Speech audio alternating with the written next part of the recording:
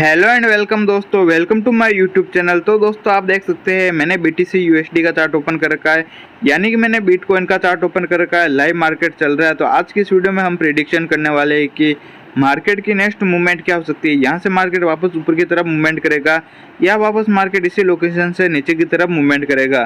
तो इसके लिए दोस्तों आप इस वीडियो को शुरू से लगाकर लास्ट तक देखते रहिएगा।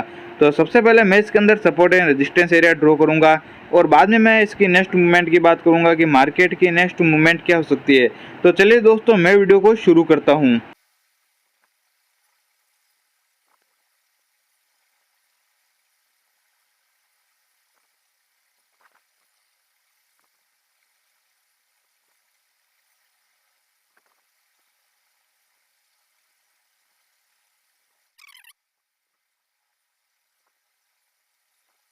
तो दोस्तों आप देख सकते हैं मैंने BTC USD के अंदर डे 1 के टाइम फ्रेम में support and resistance area draw कर दिया।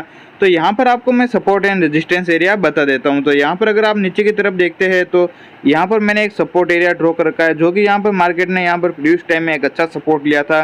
क्योंकि यहाँ पर अगर आप देखते हैं डे 1 के टाइम फ्रेम में यहाँ पर कितनी कैंडल यहाँ पर घूमी थी और फिर जाकर मार्केट ने इसको ब्रेकआउट किया। तो ब्रेकआउट के बाद आप देखते हैं मार्केट ने एक अच्छी मूवमेंट की। तो वापस मार्केट अभी तक इस एरिया पर नहीं आया, तो हो सकता है दोस्तों यहाँ से मार्केट को सपोर्ट मिलकर भी वापस ऊपर की तरफ मूवमेंट कर सकता है।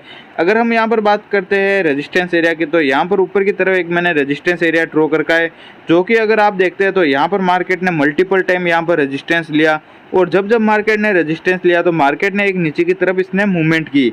अगर हम यहाँ पर एक और देखते हैं तो यहाँ पर दोस्तों ये पहले ये सपोर्ट एरिया था और यहाँ पर जब मार्केट आया तो मार्केट ने सपोर्ट लेकर ऊपर की तरफ मूवमेंट की। बट अगर हम यहाँ पर देखते हैं मार्केट जब सपोर्ट एरिया पर आया था और यहाँ पर कुछ टाइम डे 1 के टाइम फ्रेम में घूमने के बाद अगर आप देखते हैं तो मार्केट ने इसको ब्रेक डाउन कर दिया। तो ब्रेक डाउन के बाद देखते हैं, ब्रेक डाउन के बाद इसने एक अच्छी मूवमेंट की नीचे की तरफ।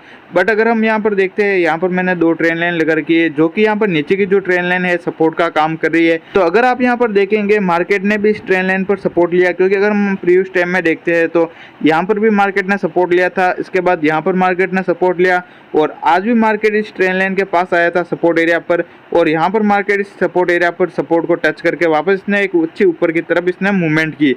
तो यहाँ पर भी मार्केट ने एक सपोर्ट लिया।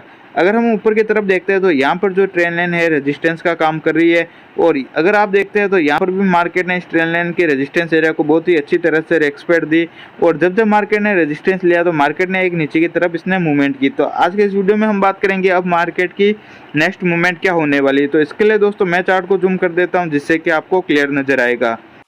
तो यहाँ पर अगर आप देखते हैं मैंने चार्ट को जूम कर दिया और यहाँ पर दोस्तों मैंने जो डे 1 के टाइम फ्रेम में चार्ट को ओपन कर रखा था, अब मैं S4 के टाइम फ्रेम में चार्ट को ओपन करूंगा। तो यहाँ पर अगर आप नज़र आ रहा होगा तो यहाँ पर मैंने S4 के टाइम फ्रेम में चार्ट को मैंने ओपन कर दिया। तो यहाँ पर आपको जो ये मैंने ट्रेन लाइन बता रखी थी, जो कि ये ट्रेन लाइन सपोर्ट का काम कर रही थी, तो मार्केट ने उसी लोकेशन पर मार्केट ने टच किया और टच करने के बाद आप देख सकते हैं मार्केट ने एक अच्छी ऊपर की तरफ मूवमेंट की, जो कि यहाँ पर अगर आप देखते हैं 53,000 के आसपास थी मार्केट और 53,000 पर मार्केट ने टच करने के बाद एक अच्छी 56,500 तक इसने मूवमेंट की।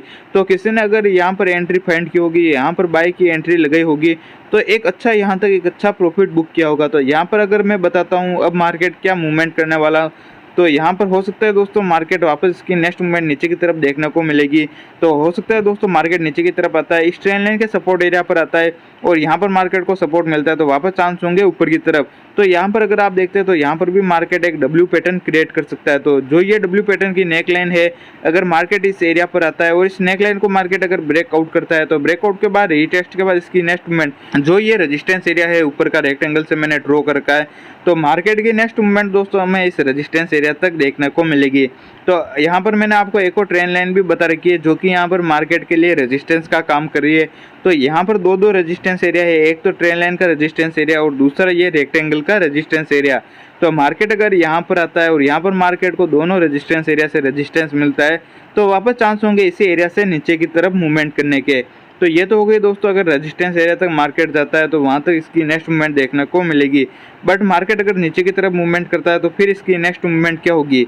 तो हो सकता है दोस्तों मार्केट अगर नीचे की तरफ जाता है या हो सकता है मार्केट ऊपर जाकर फिर नीचे की तरफ आता है। इस ट्रेन लाइन के सपोर्ट एरिया पर जब मार्केट आता है और यहाँ पर मार्केट को सपोर्ट नहीं मिलता है और इस ट्रेंड लाइन के सपोर्ट एरिया को मार्केट ब्रेक डाउन कर देता है, तो नीचे की तरफ एक और रेक्टेंगल का सपोर्ट एरिया, तो हो सकता है दोस्तों मार्केट नीचे की तरफ जाता है और वीक बनाकर वापस मार्केट ऊपर की तरफ भी क्लोजिंग दे सकता है, या ऐसा भी हो सकता है मार्केट इस ट्रेंड लाइन को ब्रेक डाउन कर देता है और इस सपोर्ट एरिया पर मार्केट क्लोजिंग देता है और यहाँ पर मार्केट सपोर्ट लेकर भी वापस अगेन ऊपर की तरफ क्लोजिंग दे सकता है, तो ये फेक ब्रेकडाउन भी दे सकता है। तो जब तक अगर मार्केट को नीचे की तरफ मूवमेंट करना होगा तो ये जो रेक्टेंगल का सपोर्ट एरिया और ये ट्रेंड लाइन का सपोर्ट एरिया दोनों मार्केट अगर H4 के टाइम फ्रेम में ब्रेकडाउन करता है तो फिर जाकर मार्केट की नेक्स्ट मूवमेंट दोस्तों हमें नीचे की तरफ देखने को मिलेगी। लेकिन ये ब्रेकडाउन नहीं करता है तो वापस चांस होंगे मार्केट के इसी सपोर्ट एरिया से ऊपर की तरफ मूवमेंट करने के। बट मार्केट अगर यहाँ पर आता है और यहाँ पर मार्केट को सपोर्ट नहीं मिलता है, इस सपोर्ट एरिया को मार्केट ब्रेकडाउन कर देता है, तो ब्रेकडाउन के बाद रीटेस्ट के बाद इसकी नेक्स्ट मूवमेंट दोस्तों हमें नीचे की तरफ देखने को मिलेगी।